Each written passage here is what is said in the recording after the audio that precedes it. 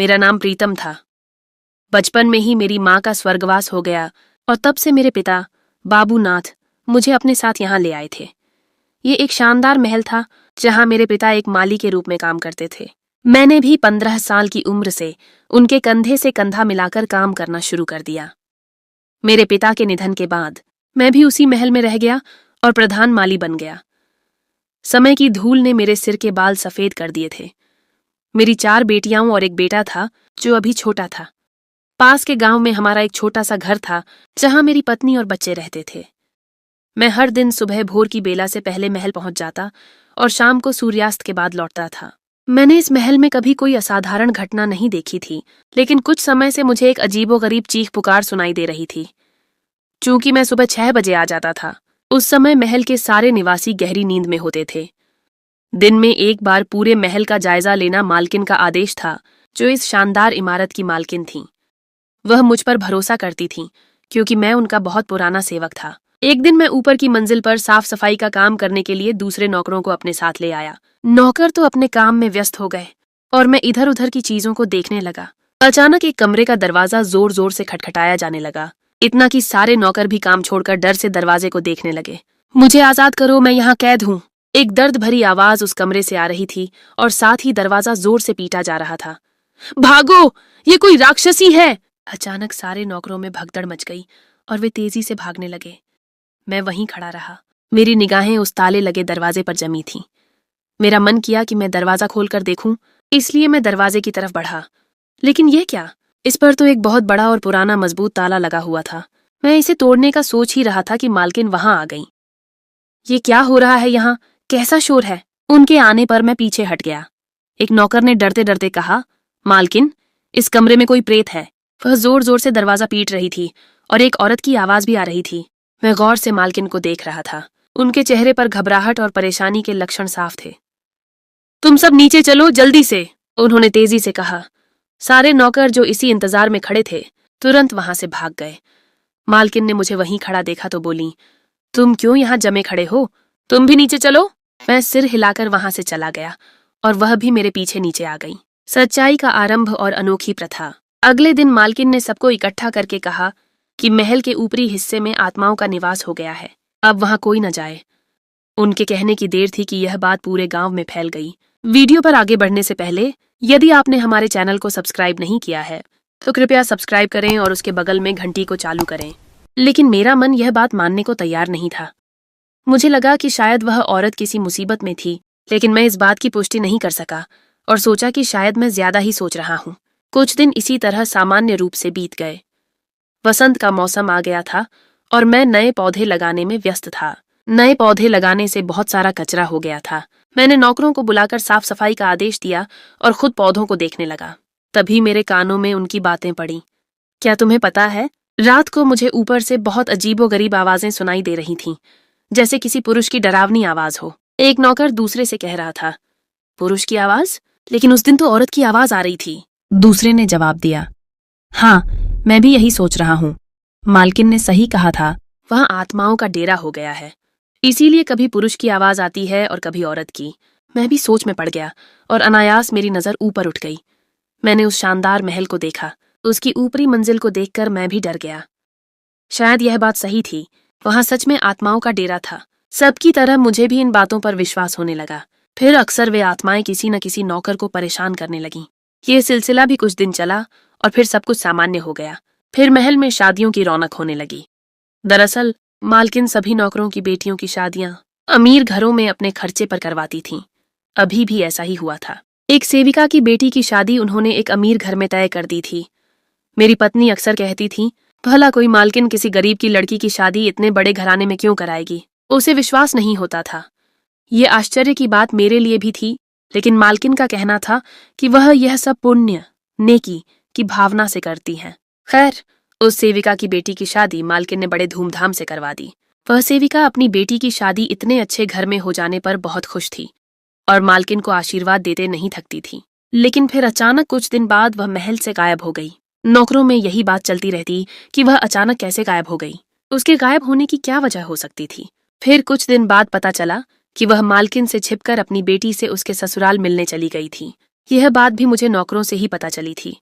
तब पता चला कि वह बहुत उदास रहने लगी थी और जब कोई पूछता तो कहती, बेटी की याद आ रही है, लेकिन मैं उससे मिल नहीं सकती।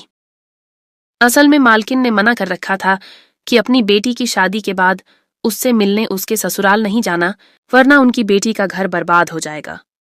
इसी वजह से वह अब तक अपनी बेटी के घर नहीं गई थी, लेकिन शायद संतान की तड़प ही ऐसी होती है कि वह और न रह सकी, और उसी तड़प में वह बेटी से मिलने गई थी, लेकिन वह फिर कभी वापस नहीं आई। इस घटना के बाद मालकिन ने एक सख्त नियम बना लिया था कि जो भी यह नियम मानेगा उसी की बेटी की शादी वह करवाएंगी। नियम यह था कि उनकी हर बात माननी होगी, जिसमें यह भी शामिल था कि कोई भी नौकर बेटी के ससुराल मिलने नहीं जाएगा। उन्होंने कई नौकरों की बेटियों की शादियां करवाईं। कुछ अपनी बेटियों से मिलने गए और फिर कभी वापस नहीं आए, और कुछ इसी तड़प में जिंदगी बिता रहे थे। बेटी का बलिदान और धोखा। एक दिन मालकिन के बेटे विदेश से आए हुए थे। मालकिन को पौधे बहुत पसंद थे, तो उन्होंने अपने बेटे से कहकर विदेश से कुछ दुर्लभ पौधे मंगवाए थे और मुझे उन्हें अच्छी तरह लगाने का कहा था। मुझे उन पौधों को लगाने में बहुत समय लग गया। लगभग शाम हो चुकी थी। मैं काम खत्म करके घर जाने की तैयारी कर रहा था कि मेरे मन में ख्याल आया कि मालकिन को बताकर जाऊं। इसलिए मैं बाहर जाने के बजाय महल के अंदर चला गया। मैंने मालकिन के कमरे पर दस्तक दी, लेकिन अंदर से कोई आवाज नहीं आई। मैंने दरवाजा हल्का सा खोलकर देखा तो वहां कोई नहीं था। अचानक मैंने मालकिन और उनके बेटे को ऊपरी मंजिल से वापस आते देखा। मेरे मन में सवाल आया कि वह ऊपर क्यों गए थे। वहां तो अब कोई नहीं जाता था। नौकरों के अलावा महल का कोई भी निवासी वहां का रुख नहीं करता था। फिर वे दोनों वहां क्यों गए थे? भूतों की उपस्थिति से तो अच्छे अच्छे लोग डर जाते हैं। फिर क्या उनको डर नहीं लग रहा था, जबकि उनका ही कहना था कि वहां आत्माओं का निवास है? तुम यहाँ क्या कर रहे हो? अभी तक अपने घर नहीं गए? मैं यही सोच रहा था कि मालकिन ने मुझे देखकर कहा, जी मालकिन, बस जा ही रहा था। आपको ये बताने आया था कि पौधे लगा दिए हैं। इसमें देर हो गई थी, अब बस जा ही रहा हूं मैं। मैंने तुरंत वजह बताई और वहां से अपने घर आ गया। एक बार मेरी पत्नी ने मुझसे कहा कि हमारी बड़ी बेटी की शादी की उम्र हो चुकी है, तुम अपनी मालकिन से बात करो। हमारी बेटी भी बड़े घर की बहू बनकर सुख से रहेगी। हम भी यही चाहते हैं। उसकी बात सुनकर मैं घबरा गया। मैंने उसे समझाया, देखो, वह शादी तो करवा देंगी, लेकिन हम गरीब लोग हैं। कल को अगर हम बेटी से मिले तो उसका घर बर्बाद हो जाएगा। उसके ससुराल वाले यह बात कहाँ मानेंगे? मेरी बात पर वह उलटा मुझे समझाने लगी, हमारे लिए हमारी बेटी अच्छे घर में ब्याह कर जाए और सुखी रहे, बस यही काफी है। उसके अच्छे भाग्य के लिए हम माता पिता यह बलिदान भी दे देंगे। उसकी बात पर मैंने कहा, ठीक है, फिर देखते हैं, सुबह मालकिन से बात करूंगा। मैंने अगले दिन ही मालकिन से बात की और वही हुआ जिसका मुझे डर था। जब मैंने उन्हें अपनी बेटी के बारे में बताया तो वह बोली, इसे कल मेरे महल पर भेज दो। 1 हफ्ते में इसकी विदाई करवा दूंगी, लेकिन तुम कभी इसके ससुराल नहीं जाना, वरना तुम्हारी गरीबी की वजह से इसे तलाक हो जाएगा। जिस बात का डर था वही हो गया। मैंने उनसे जी अच्छा कहकर घर वापसी की। पत्नी को बताया तो वह बहुत खुश हुई। मैंने उसे समझाया, लेकिन वह खुशी में मेरी बात नहीं सुन रही थी। अगले दिन मैं अपनी बेटी को महल पर ले गया और उसे मालकिन से मिलवाया। मालकिन ने देखते ही कहा, जय श्री कृष्ण, बेटी तो तुम्हारी बहुत सुंदर है। उनकी तारीफ पर मेरी बेटी शर्मा गई और मैं भी मुस्कुराया। जी, ये तो ईश्वर की कृपा है, मेरी सारी बेटियां सुंदर हैं बहुत, मैंने उनसे कहा। उन्होंने सिर हिलाया। ठीक है, 1 हफ्ते में तुम्हारी बेटी की शादी है, इसे यहीं छोड़ जाओ। उनकी बात पर मेरी बेटी ने आश्चर्य से मेरी तरफ देखा। आश्चर्यचकित तो मैं भी था, क्योंकि उन्होंने पहले कभी ऐसा नहीं किया था कि किसी नौकर की बेटी को शादी से पहले महल में रखा हो। वह शादी से 1 दिन पहले ही लड़की को बुलाती थीं। लेकिन मालकिन, हम चाहते हैं हमारी बेटी हमारे घर से ही विदा हो, क्योंकि फिर क्या पता कभी दोबारा मिलना हो हमारा या नहीं, मैंने हिचकिचाते हुए कहा। दोबारा मिलना तो कभी नहीं होगा तुम लोगों का, उन्होंने कहा तो मैं चौंक गया। जी, क्या मतलब? मैंने अनायास पूछा। कुछ नहीं, मैंने तुम्हें कल ही बता दिया था कि तुम शादी के बाद अपनी बेटी से मिलने उसके घर नहीं जाओगे, तो इस बात पर अमल करना। ठीक है, अपनी बेटी को अपने घर ले जाओ, उन्होंने कहा तो मैं घबरा गया। जी, जैसा आप कहेंगी वैसा ही होगा। फिर मैंने कुछ हिचकिचाकर शादी में कुछ दिन के लिए उनसे पूछा। हाँ, 1 हफ्ते में हो जाएगी। उनकी बात सुनकर मैं संतुष्ट होकर अपनी बेटी को वापस अपने घर ले आया। मेरी पत्नी ने भी अपनी तरफ से शादी की तैयारियां शुरू कर दी, जबकि शादी तो मालकिन ने ही अपने खर्चे से करवानी थी। मैं उनका आभारी था। लड़का भी बहुत अच्छा था और बड़े ऊंचे खानदान के लोग थे। जिस दिन लड़के वाले महल में आए, मालकिन ने मेरी बेटी को बुलाया। मैं उसको वहां लेकर गया, लेकिन मालकिन ने मेरा परिचय सिर्फ एक माली के रूप में करवाया। मेरे दिल को तकलीफ हुई, लेकिन बेटी के अच्छे भाग्य के आगे हम खामोश थे। मेरी बेटी भी बहुत खुश थी। उसको अपने होने वाले ससुराल वाले बहुत पसंद आए थे। फिर शादी 2 दिन बाद तय पाई। मालकिन ने महल में तैयारियां शुरू कर दी थीं। मैं भी उन कामों में लग गया और आखिरकार मेरी बेटी की शादी का दिन आ ही गया। मालकिन ने बड़े धूमधाम से मेरी बेटी को विदा किया। बेटी से मिलते समय मेरी पत्नी का बहुत बुरा हाल था। मेरा दिल भी खून के आंसू रो रहा था, लेकिन उसे अच्छा घर मिला था, इसी में हम खुश थे। उसकी शादी को 2 दिन ही हुए थे कि मेरी पत्नी ने मुझसे कहा, मुझे अपनी बेटी की बहुत याद आ रही है, उससे मिलने का मन कर रहा है। तुम पागल हो गई हो क्या? मालकिन की बात याद नहीं तुम्हें? इस विचार को अब सारी जिंदगी के लिए दिल से निकाल दो, वरना हमारी बेटी का घर बर्बाद हो जाएगा। मैंने सख्ती से उसे समझाया और इस विचार को दिल दिमाग से निकालने का कहा। कसूर सिर्फ उसका नहीं था, मेरा दिल भी अपनी बेटी से मिलने के लिए तड़प रहा था, लेकिन मालकिन का सख्त आदेश था कि न मिलना। अब मुझे दूसरे नौकरों का दुख समझ आ रहा था, जो अपनी बेटियों से मिलने के लिए तड़पते थे। क्या सच में ऐसा होता है कि बेटी के घर जाने से उसकी जिंदगी बर्बाद हो जाए? क्या अमीर लोग इतने निर्दयी होते हैं? वे हम गरीबों की मजबूरियां क्यों नहीं समझते? या फिर वजह कुछ और थी? समझ नहीं आ रहा था। सच्चाई का खुलासा और बदनामी का धन था। बड़ी बेटी से मिलने की तड़प इतनी थी कि मुझे अपने घर जाने का भी मन नहीं करता था। इसीलिए देर तक महल में काम करता रहता था। इस बार मालकिन के बड़े बेटे काफी समय से यहाँ रह रहे थे, वरना वह तो ज्यादा समय नहीं रहते थे। मैंने यह बात नोट की थी कि इस बार उनका ठहराव लंबा हो गया था, लेकिन कुछ दिन से वह रात को महल में नहीं होते थे। बस सुबह को आते और शाम होते ही तैयार होकर बाहर निकल जाते। कुछ समय यूं ही बीत गया। एक दिन मैं पौधों को पानी दे रहा था कि किसी नौकर के चीखने की आवाजें आने लगीं। मैं वहीं पाइप फेंककर तुरंत भागा। आवाजें महल के ऊपरी हिस्से से आ रही थीं। मैंने देखा कि मालकिन एक नौकर को बड़ी बेरहमी से मार रही थीं, जो उनके सामने रो रहा था और गिड़गिड़ा रहा था। वहां एक कमरे का दरवाजा खुला हुआ था। जब मैं उस कमरे के करीब गया और जो दृश्य वहां देखा, मेरे पैरों तले से जमीन निकल गई। मैं थक कर वहीं खड़ा रह गया। तुम्हारी हिम्मत कैसे हुई इस दरवाजे को खोलने की? बताओ, कैसे तुमने यह हिम्मत की? मालकिन उस नौकर को पीट रही थी और वह लगातार गिड़गिड़ाकर माफी मांग रहा था। इस शोर पर सारे नौकर वहां जमा हो गए और सब अविश्वास से उस कमरे में देख रहे थे। मेरी तरह वे भी डर और दहशत में थे। हम में से किसी में मालकिन को रोकने की हिम्मत नहीं थी। तभी मालकिन का बेटा वहां आया और उसने अपनी माँ को काबू कर लिया और वहां से ले गया। उस कमरे में मौजूद लाश को देखकर मैं भी वहां से हट गया। मैं मालकिन के कमरे से गुजर रहा था कि उनकी आवाज मेरे कानों में पड़ी। मैं तो इस व्यक्ति की जान ले लेती। इसकी हिम्मत कैसे हुई दरवाजा खोलने की? माँ, आप होश से काम लें। इस तरह करेंगी तो हमारा तमाशा बन जाएगा। लोग क्या सोचेंगे? आप सबके सामने उसे इस तरह से मार रही थीं। ऐसा नहीं करना चाहिए था आपको। अगर हमारी सच्चाई खुल गई तो हमारी बहुत बदनामी होगी। फिर हम कहीं के नहीं रहेंगे।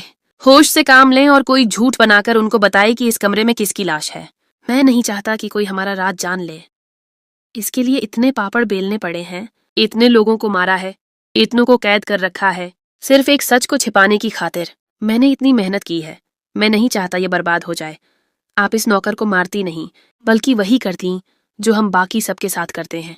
अगर कोई हमारी सच्चाई जान लेता है तो हम उसको कैद कर देते हैं और फिर मार देते हैं।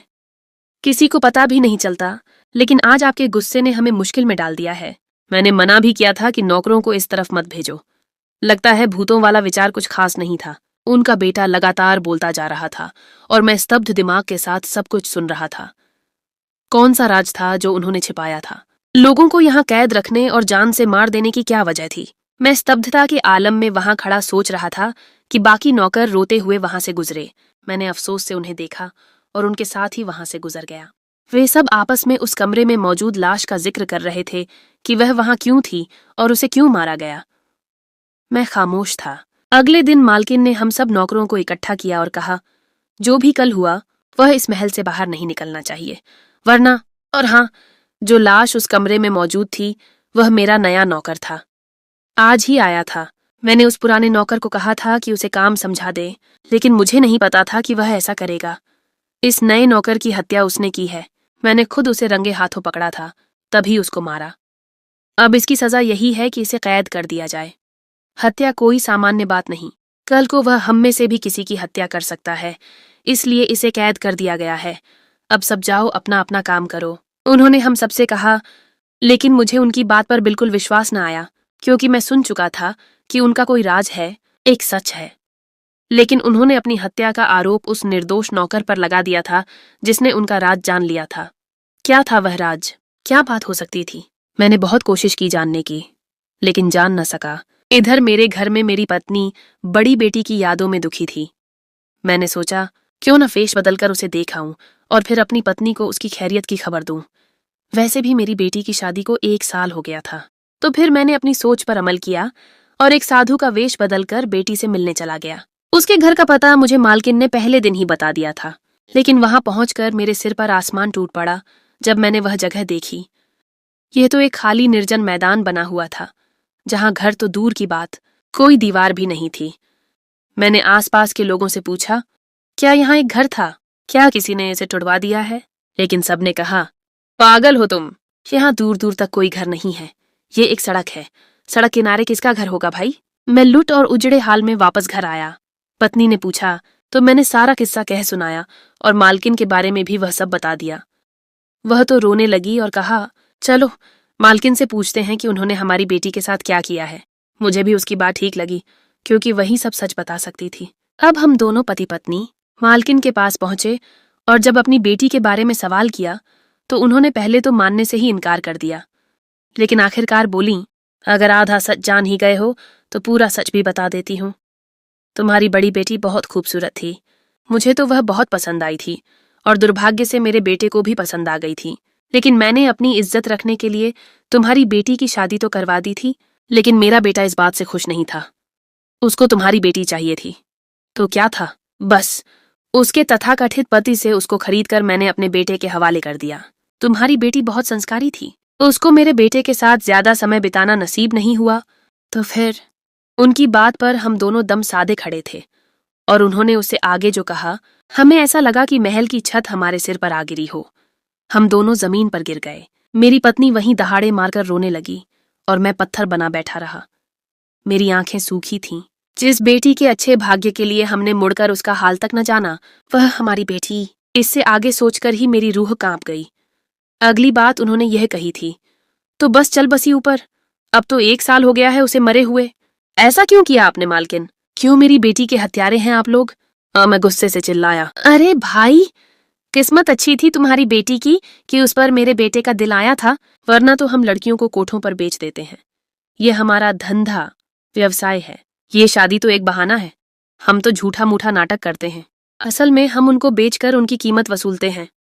तुम्हारी बेटी की भी कीमत वसूली थी, लेकिन वह कमबख्त बड़ी खूबसूरत थी, इसलिए अपने बेटे के लिए दुगुनी कीमत देकर उसे उस व्यक्ति से वापस खरीदा था जिससे उसका ब्याह करवाया था। असल में तो वह खुद कोठे का मालिक था। अपने धंधे को चलाने के लिए हजारों लड़कियों से धोखे से ब्याह कर चुका था। उनकी बात पर हम खुद को कोस रहे थे। कैसे बेटी के अच्छे भाग्य के लालच में हमने उसको जबरदस्ती इस गलती में धकेल दिया था। माँ, आप क्यों यह बातें इनको बता रही हैं? बंद करें, इनको भी कैद में डाल दें, जो हम हमेशा करते हैं। उनके बेटे ने आकर कहा, याद है उस नौकर की बेटी की भी 1 साल पहले शादी करवाई थी। कितना मना किया था उसको कि न मिलने जाए अपनी बेटी से, लेकिन वह उस जगह चली गई थी। फिर क्या, उसको बेटी नहीं मिली। वह इसी तरह हमसे सवाल करने आई थी। फिर आपने उसको सच बता दिया और हमने उसके बाद उसको कैद कर दिया था। वह फिर कभी यहाँ से निकल नहीं सकी थी और तड़प तड़प कर जान दे दी थी उसने। इसके बाद हमारे बच्चों का क्या होगा? बस यही सोचकर मैंने अपनी पत्नी को उठाया और तेजी से उसके साथ कमरे से बाहर निकल गया। बचाओ, बचाओ! मैं जानबूझकर चिल्लाया ताकि सब नौकर वहां इकट्ठा हो जाएं और हम सुरक्षित हो जाएं। और ऐसा ही हुआ। सब नौकरों के इकट्ठा हो जाने पर मैंने चिल्ला चिल्लाकर सब सच उनको बता दिया और उनसे भी कहा कि उनकी बेटियों के साथ भी यही हाल किया है। सब नौकर गुस्से से भर गए और धीरे धीरे यह बात पूरे गांव में फैल गई। गांव वालों ने जब महल के ऊपरी हिस्से की तलाशी ली तो वहां से बहुत सारे कैदी बरामद हुए और कुछ लाशें भी थीं। उन कैदियों ने मेरी बात की पुष्टि कर दी थी और फिर गांव वालों ने इस मामले को थाने तक पहुंचा दिया। अब जो फैसला होना था, देवता भगवान जाने। हमने भी अपना फैसला उन पर छोड़ दिया था, जबकि हम दोनों पति पत्नी पश्चाताप में जिंदगी बिताने लगे थे। नए पात्र और गुप्त राज पुलिस की जांच जारी थी और इस मामले में कुछ ऐसे तथ्य सामने आए जिनकी उम्मीद किसी को नहीं थी। मालकिन और उसके बेटे की गिरफ्तारी के बाद यह खुलासा हुआ कि उनका यह धंधा कई दशकों से चल रहा था। मालकिन का पिछला पति और उसका बेटा भी इसमें शामिल थे। एक दिन मालकिन का पिछला पति एक गुप्त तहखाने से गायब हो गया था। यह तहखाना उसके गुप्त धंधे का एक हिस्सा था जहां वे लड़कियां कैद रखते थे। पुलिस ने और गहराई से जांच शुरू की तो एक और पात्र सामने आया। यह पात्र मालकिन के परिवार का एक करीबी रिश्तेदार था जो उसके इस धंधे को चला रहा था। लेकिन यह रिश्तेदार इस धंधे में शामिल नहीं था। वह एक गुप्त एजेंसी का एजेंट था। उसका नाम अंशु था। अंशु एक प्रसिद्ध वकील था। उसने इस मामले को अपने हाथ में ले लिया था। अंशु ने अपनी पड़ताल से यह खुलासा किया कि मालकिन का बेटा एक दूसरे देश में एक बड़े अपराधी से जुड़ा था। वह उस व्यक्ति के लिए काम करता था जो एक लड़कियों के कारोबार का मालिक था। अंशु ने पुलिस को सभी सबूत प्रदान कर दिए और उन दोनों को आजीवन कारावास की सजा सुनाई गई। सजा के बाद मालकिन की बेटी माधवी ने अपने बेटे को एक गुप्त रूप से एक नए पात्र की तलाश शुरू की। यह पात्र मालकिन का भाई था। उसका नाम वनराज था। वनराज एक बदनाम व्यक्ति था। वह एक बड़ा अपराधी था। मालकिन ने अपने भाई के साथ मिलकर यह सब काम किया था। मालकिन और उसके बेटे की गिरफ्तारी के बाद वनराज ने उनका गुप्त धंधा संभाल लिया था। वनराज को पता चल गया था कि रमा और मैंने मालकिन और उसके बेटे के खिलाफ गवाही दी थी। उसने हमें धमकी दी कि अगर हमने पुलिस को सब कुछ बता दिया तो वह हमारी जान ले लेगा। मैं और मेरी पत्नी डर गए। हमने पुलिस को सूचना दी, लेकिन पुलिस उसकी तलाश में असफल रही। बेटी की हत्या और एक नया आरंभ आयन। पुलिस की जांच जारी थी और जल्द ही यह बात सामने आई कि मालकिन का बेटा दरअसल उसकी नाजायज संतान थी और वह असली वारिस नहीं था। असली वारिस माधवी थी जो देश से बाहर रह रही थी और उसका वेश बदलकर एक सामाजिक कार्यकर्ता बनकर यहाँ आई थी। माधवी ने पिछले कई सालों से अपनी माँ के धंधे को बेनकाब करने की कोशिश की थी। उसने देखा था कि किस तरह उसकी माँ गरीब नौकरों की बेटियों को बेचती है और उनकी जिंदगियों को तबाह करती है। माधवी का हृदय पवित्र था और वह सिर्फ सच को सामने लाना चाहती थी। वह एक कुशल कंप्यूटर हैकर थी और उसने अपने दोस्तों के साथ मिलकर पुलिस को वे सभी सबूत प्रदान कर दिए जो उसकी माँ के खिलाफ इस्तेमाल हो सकते थे। एक दिन माधवी ने मुझसे मुलाकात की। वह बहुत नरम दिल और दयालु थी। प्रीतम, मैंने तुम्हारी बेटी के साथ जो कुछ हुआ उसके लिए मैं क्षमा चाहती हूँ। मेरी माँ ने तुम्हारी बेटी को इसलिए मारा क्योंकि वह उसका संबंध अपने नाजायज बेटे के साथ नहीं देखना चाहती थी। माधवी की यह बात सुनकर मैं और मेरी पत्नी बहुत हैरान हुए। तुम्हें कैसे पता? मैंने पूछा। मुझे पता था कि मेरे भाई के साथ उस लड़की का कुछ संबंध है और मैंने उसके बारे में जानने की कोशिश की थी, उसने बताया। मैंने गुप्त रूप से एक कैमरा लगाकर रिकॉर्ड किया था और मुझे यह भी पता चला कि मेरी माँ ने मेरी बेटी को जिंदा एक कमरे में बंद कर दिया था जहां वह अब भी कैद है। वह मेरी बेटी है जो अब भी जिंदा है। इसके बाद मैंने माधवी की बेटी को ढूंढने की कोशिश की। उसकी बेटी का नाम रमा था और वह दरअसल मालकिन की बेटी माधवी की बेटी थी। वह एक कमरे में कैद थी। हमने पुलिस को सूचना दी और रमा को बचा लिया। रमा को बचाकर हम बहुत खुश थे, लेकिन रमा को देखकर हमें बहुत दुख हुआ। उसके हाथ पैर कमजोर थे और वह बहुत डर गई थी। इस दौरान अदालत में मुकदमा चल रहा था। मैंने रमा से कहा कि वह अदालत में बयान दे। रमा ने अदालत में अपनी माँ और अपनी नानी के खिलाफ गवाही दी और कहा कि किस तरह उन दोनों ने मिलकर उसकी जिंदगी को नर्क बना दिया था। रमा की गवाही के बाद मालकिन और उसके बेटे को आजीवन कारावास की सजा सुनाई गई। सोने का राज और नया जीवन। मालकिन और उसके बेटे को सजा मिलने के बाद महल खाली करवा लिया गया था। मैं और मेरी पत्नी एक बार फिर अकेले रह गए थे। रमा हमारे साथ रहने लगी थी और हमने उसे अपने घर में शरण दी। रमा अब हमारे बच्चों के साथ खेलती थी और हम उससे बहुत प्यार करते थे। एक दिन रमा मेरे पास आई और कहा, प्रीतम अंकल, मैंने भी पुस्तिका देखी है। मैंने आश्चर्य से उसे देखा। प्रीतम अंकल, मेरे मन में कोई लालच नहीं है। मुझे पता है कि मैं उस सोने को प्राप्त कर सकती हूँ, उसने कहा। रमा की बातें सुनकर मुझे यकीन हो गया कि वह एक अच्छी लड़की है और वह कोई गलत काम नहीं कर सकती। हमने पुस्तिका के नक्शे पर अमल किया और देखा कि महल में एक गुप्त रास्ता था जो हमें एक कमरे में ले गया। हमने कमरे का दरवाजा खोला तो वहां हमें एक रहस्यमयी दरवाजा मिला जिस पर कुछ लिखा हुआ था। मैंने दरवाजा खोला तो अंदर एक बड़ा कमरा था। वहां एक बहुत बड़ा सोना था। सोने के ऊपर एक औरत खड़ी थी और वह बहुत परेशान थी। हमने तुम्हें खोजा है, उसने कहा। इस सोने का मालिक तुम्हारा पिता है। वह औरत कोई नहीं थी बल्कि मेरी पत्नी की माँ थी। वह एक प्राचीन साध्वी थी। वह इस सोने की रक्षा करती थी। इसके बाद मेरी पत्नी ने अपनी माँ को समझाया कि वह अपनी जिंदगी खराब न करे और मेरे साथ रहे, लेकिन वह नहीं मानी। वह औरत वहां से गायब हो गई और हमने सोने को प्राप्त कर लिया। इसके बाद मैंने वह सोना एक धर्मार्थ संस्था को दे दिया और अब मैं और मेरी पत्नी और मेरे बच्चे खुशी से रहते थे। हमने रमा की शादी एक अच्छे लड़के से करवा दी और वह भी अपने घर में खुशी से रह रही थी। मेरी पत्नी ने भी अपनी माँ के बारे में सोचना छोड़ दिया था और उसने अपनी जिंदगी को एक नई शुरुआत दी। वह अब भी अपनी बेटी की याद में रोती थी, लेकिन मैं उसे समझाता था कि जिंदगी एक सबक है और हमें इसे आगे बढ़ना है। एक नई यात्रा और अंत। एक दिन मैं और मेरी पत्नी अपने बच्चों के साथ खेल रहे थे कि एक व्यक्ति हमारे पास आया। वह एक बड़ा अपराधी था। उसका नाम वनराज था। उसने मेरी पत्नी का अपहरण कर लिया। मैंने बहुत कोशिश की, लेकिन वह उसे ले गया। मैं बहुत परेशान हो गया और मैंने पुलिस को उसके बारे में बताया। पुलिस ने वनराज की तलाश शुरू की और मुझे भी वनराज के बारे में बताया। वनराज एक बहुत खतरनाक अपराधी था। वह कई लड़कियों के अपहरण का जिम्मेदार था। मैंने उसके बारे में कुछ और भी पता किया। वनराज को एक गुप्त एजेंसी ने पकड़ा था। वह एक दूसरे देश में एक गुप्त एजेंसी के लिए काम करता था। इसके बाद मैंने वनराज को ढूंढने की कोशिश की। मैंने कुछ गुप्त एजेंटों से बात की और उनसे मदद मांगी। उन्होंने मुझे एक गुप्त जगह का पता बताया जहां वनराज को छिपा कर रखा गया था। मैं वहां गया और मैंने अपनी पत्नी को बचा लिया। मेरी पत्नी ने एक नई यात्रा शुरू की और उसने एक गुप्त एजेंसी में काम करना शुरू किया। वह अब एक गुप्त एजेंट बन गई थी। वह लड़कियों के कारोबार को खत्म करने के लिए काम कर रही थी। उसने मुझे बताया कि उसका उद्देश्य सिर्फ वनराज को खत्म करना नहीं है, बल्कि उसके साथ काम करने वाले सभी अपराधियों को भी गिरफ्तार करना है। मैंने उसका साथ दिया। मैंने भी उसके साथ काम करना शुरू किया। हमने एक टीम बनाई और लड़कियों के कारोबार को खत्म करने का काम शुरू किया। हमने कई लड़कियों को बचाया और उन्हें उनके घरों में वापस भेजा। ये हमारी नई जिंदगी थी। हमने एक नया उद्देश्य प्राप्त कर लिया था। हम अपनी बेटी की यादों में रोते थे, लेकिन अब हमने उसकी याद में लड़कियों को बचाने का काम शुरू कर दिया था। हम एक नए इंसान बन गए थे। मेरी कहानी का अंत यहीं पर होता है। मैंने वह सब कुछ खो दिया जो मैंने प्राप्त किया था, लेकिन मुझे एक नई जिंदगी मिली और मैं एक नया इंसान बन गया।